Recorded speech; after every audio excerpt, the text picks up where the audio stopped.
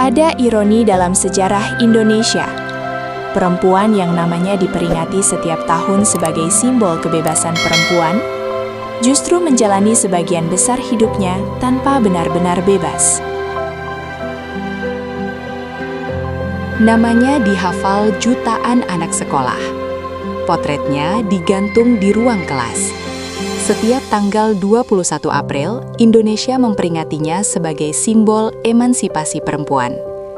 Namun, di balik gelar pahlawan nasional itu, ada seorang manusia yang jauh lebih rumit daripada legenda yang diwariskan negara.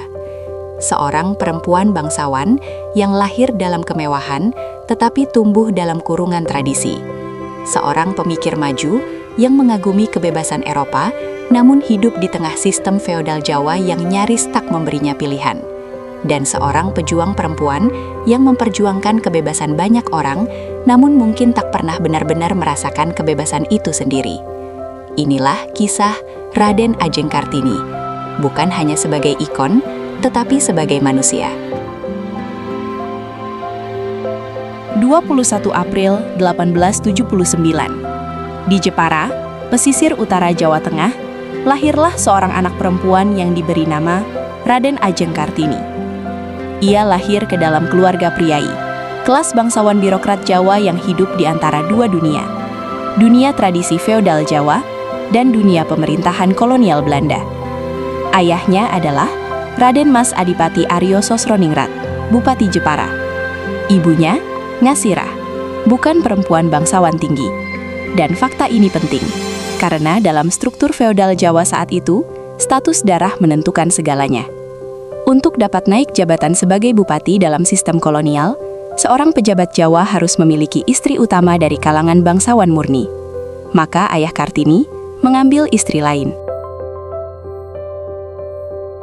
Sejak kecil, Kartini tumbuh memahami satu hal pahit.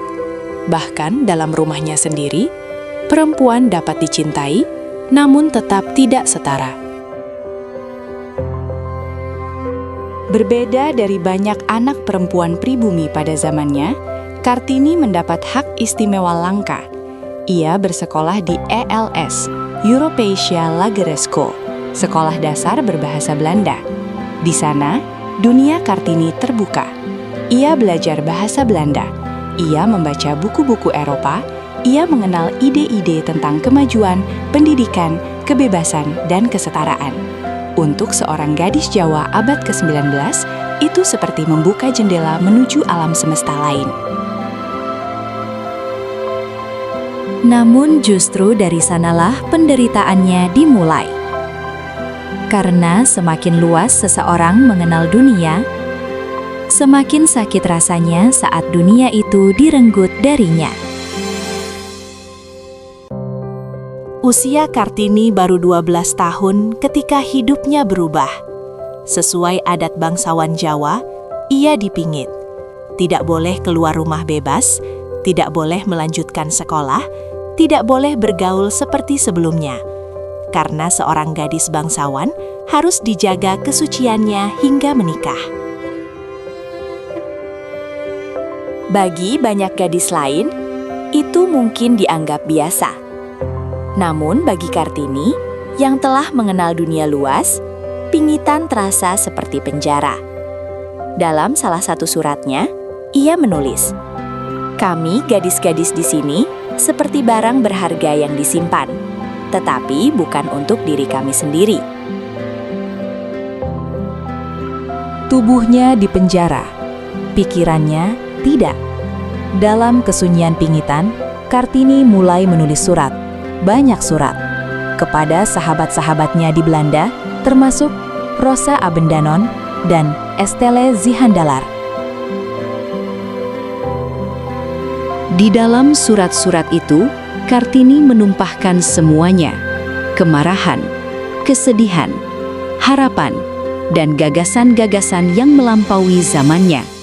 Ia menulis tentang perempuan yang dinikahkan paksa, pendidikan yang ditolak bagi kaum wanita, poligami di kalangan bangsawan, feodalisme Jawa yang menindas, bahkan kaum elitnya sendiri. Kutipan historis Kartini. Saya membenci segala sesuatu yang memaksa perempuan tunduk hanya karena ia perempuan. Namun disinilah paradoks besar Kartini. Ia mengkritik sistem feodal, sementara dirinya adalah produk sistem itu. Ia menentang privilege keturunan, namun hanya bisa mendapat pendidikan karena status bangsawannya. Ia membela rakyat kecil, namun hidup dalam rumah elit. Dan sebagian sejarawan modern mencatat, Kartini bukan revolusioner jalanan. Ia bukan pemimpin massa, ia bukan pemberontak bersenjata. Ia adalah intelektual aristokrat yang melawan dari dalam sistem yang membesarkannya. Suatu waktu, muncul harapan. Kartini mendapat peluang untuk melanjutkan pendidikan ke Belanda. Mungkin, jika sejarah berbeda sedikit saja, ia akan menjadi salah satu intelektual perempuan terbesar Asia. Namun, kesempatan itu batal karena keluarga memutuskan Kartini harus menikah. Pada tahun 1903, Kartini menikah dengan Raden Adipati Djoyo-Diningrat, Bupati Rembang. Usianya jauh lebih tua, dan lebih dari itu, Kartini menjadi istri keempat. Bagi perempuan yang menulis kritik tentang poligami, inilah ironi yang menyakitkan. Apakah ia menyerah? Apakah ia dipaksa? Atau apakah ia memilih jalan kompromi demi ruang gerak yang lebih besar? Sejarah tidak memberi jawaban pasti. Namun yang jelas, hidup Kartini adalah kisah tentang idealisme yang terus berbenturan dengan realitas. Beruntung, suaminya memberi sesuatu yang tak banyak diberikan lelaki bangsawan saat itu. Ruang. Kartini diizinkan membuka sekolah bagi anak-anak perempuan pribumi. Bukan besar, bukan megah, namun nyata. Untuk pertama kalinya, ia tidak hanya menulis tentang perubahan, ia mulai mewujudkannya.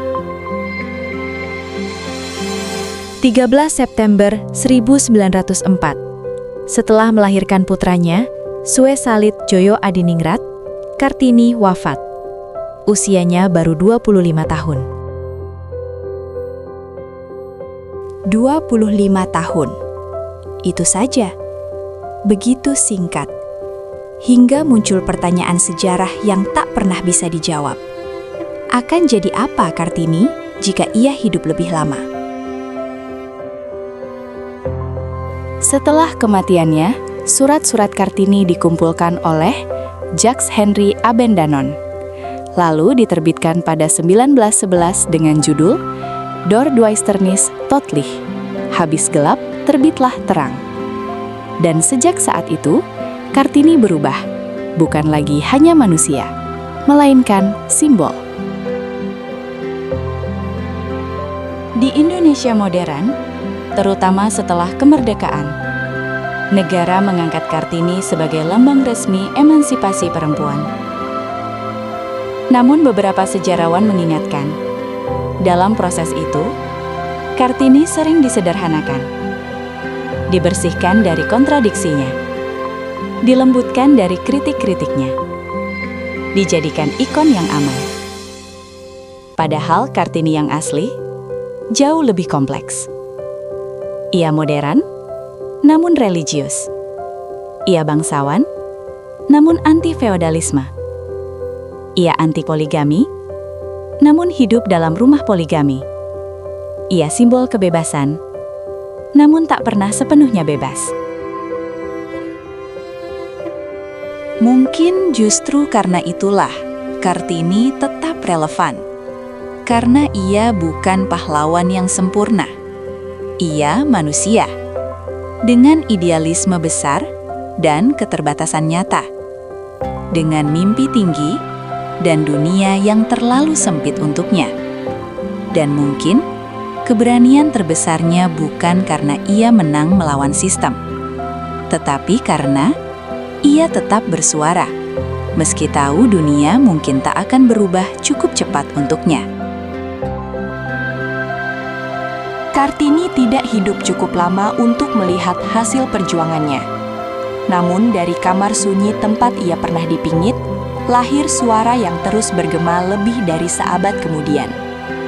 Dan setiap kali seorang perempuan Indonesia berani bermimpi lebih tinggi, sedikit dari suara itu masih terdengar.